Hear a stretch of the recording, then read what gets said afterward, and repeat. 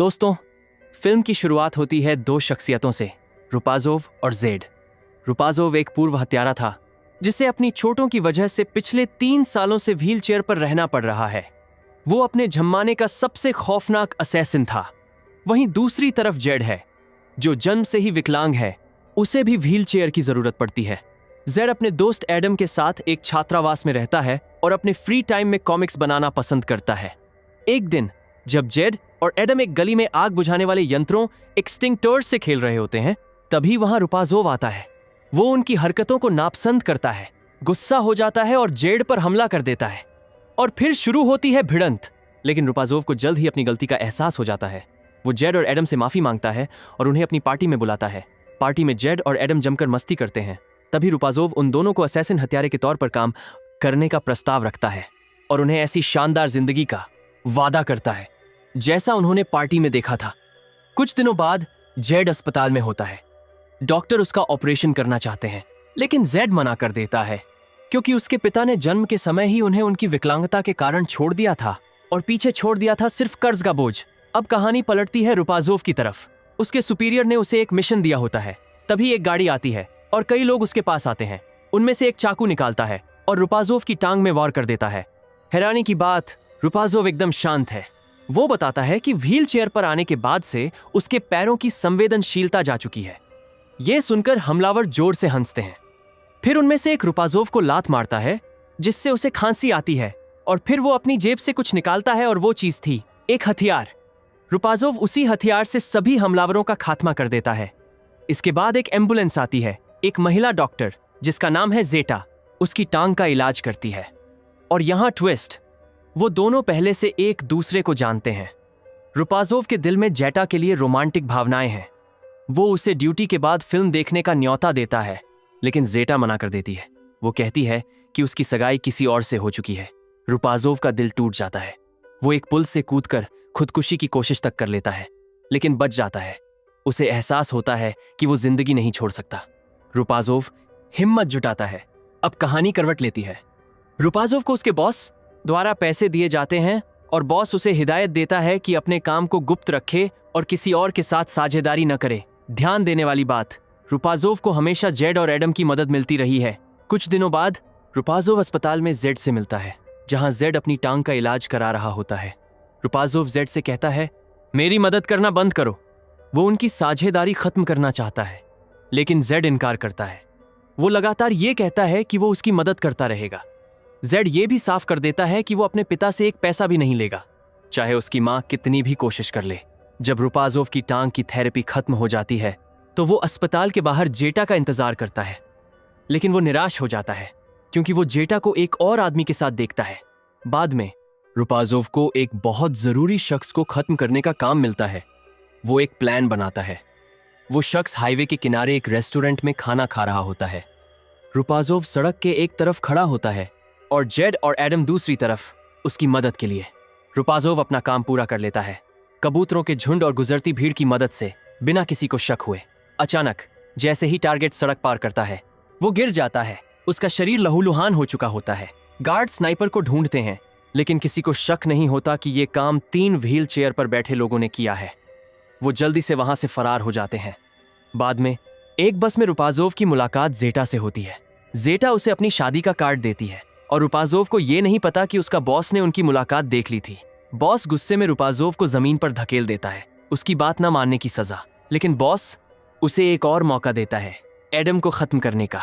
अगले दिन रुपाजोव अपने दोनों दोस्तों जेड और एडम को मछली पकड़ने के लिए झील पर ले जाता है। घास वाले इलाकों को पार करना बहुत मुश्किल होता है, लेकिन वो झील पहुंच जाते हैं। मछली पकड़ते समय एडम उत्साहित हो जाता है और डोरी में मदद मांगता है। रुपाजोव अचानक उसे झील में धकेल देता है और फिर जेड को भी रुपाजोव एक पल के लिए सोचता है कि वो उन्हें वहीं छोड़ दे, लेकिन अपने दोस्तों को डूबता देख उससे रहा नहीं जाता। वो झील में कूदता है और एडम और जेड को बचाता है। वापस किनारे आकर रुपाजोव पूरी घटना को मजाक का रूप दे देता है, लेकिन ये पहली बार है जब वो अपने मिशन में नाकाम हुआ है।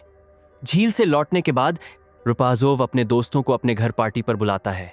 शाम को वो उन्हें जेटा के लिए अपने दिल की बात बताता है कि वो उससे कितना प्यार करता है रुपाजोव के दोस्त उसे जेटा को वापस जीतने में मदद करना चाहते हैं और एक प्लान बनाना शुरू कर देते हैं।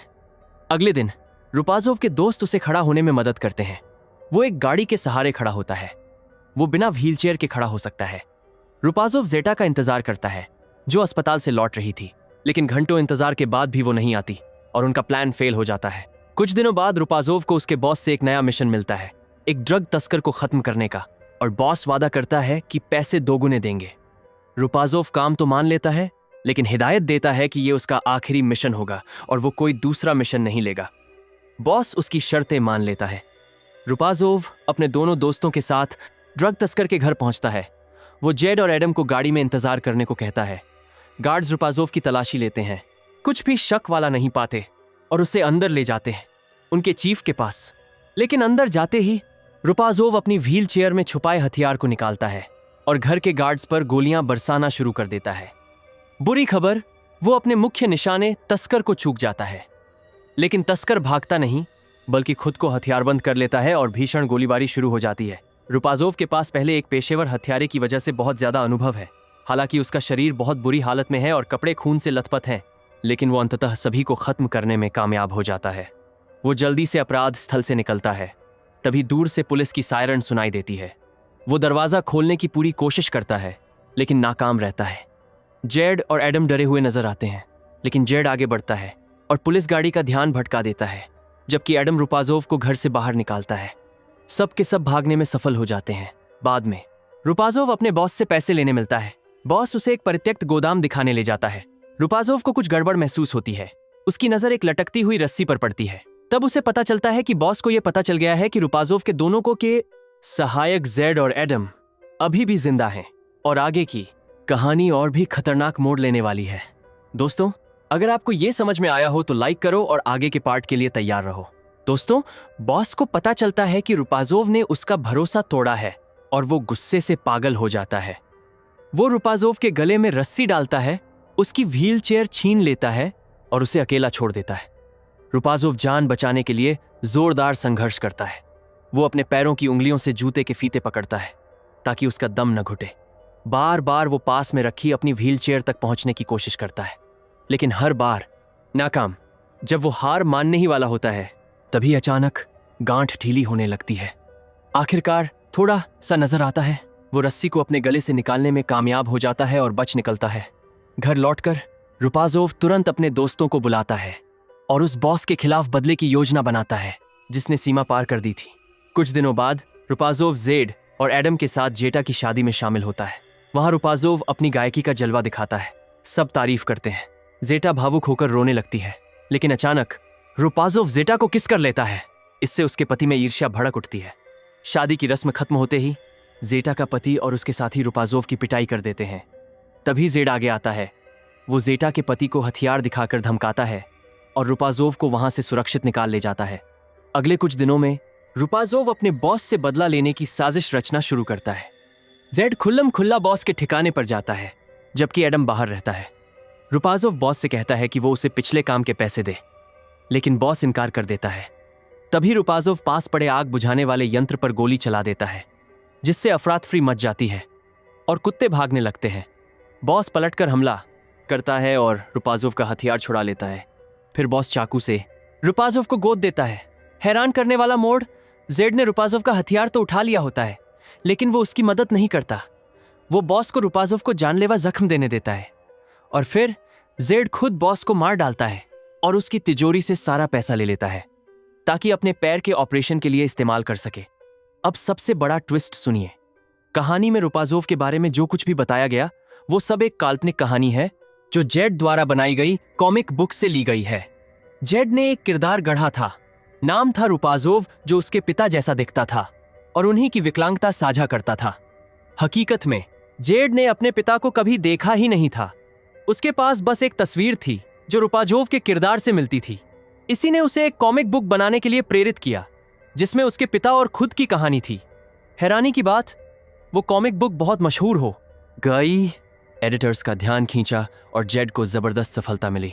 जेड ने अपने पिता को एक कॉपी यादगार के तौर पर भेजी भी। तो दोस्तों, ये थी कहानी। अगर आपको वीडियो पसंद आई और आप चैनल को बढ़ाने में मदद करना चाहते हैं तो लाइक करें, कमेंट करें और सब्सक्राइब करना न भूलें। धन्यवाद।